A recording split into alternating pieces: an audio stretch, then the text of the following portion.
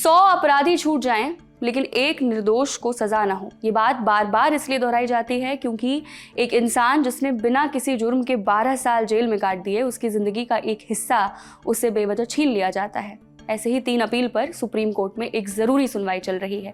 ये 3 अलग अलग लोग हैं जिन्हें सालों साल अलग अलग मामले में सजा सुनाई गई, डेथ सेंटेंस भी दिया गया, लेकिन बाद में पता चला कि तीनों के 3 निर्दोष हैं। पहले शख्स 41 साल के रामकीरत मुनीलाल गौड़ महाराष्ट्र के रहने वाले हैं। उन्हें झूठे केस में फंसाकर जेल भेजा गया।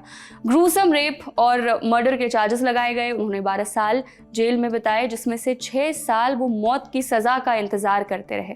सुप्रीम कोर्ट ने जब उन्हें बरी किया तो कहा कि पुलिस की जांच गलत और बायस्ड है, और इसी के बाद रामकीरत ने अपील फाइल की कि उनके साथ जो कुछ भी गलत हुआ है उसके लिए उन्हें कंपनसेशन मिले। गौड़ की याचिका में लिखा है, मेरी जिंदगी, मेरी इज्जत और मेरा परिवार सब कुछ बर्बाद हो गया। मेरी पत्नी ने मुकदमे के खर्च के लिए जमीन और जेवर गिरवी रख दिए। मेरे बच्चों को स्कूल छोड़ना पड़ गया। राज्य ने मेरे साथ जो किया उसके लिए उसे मुआवजा देना चाहिए।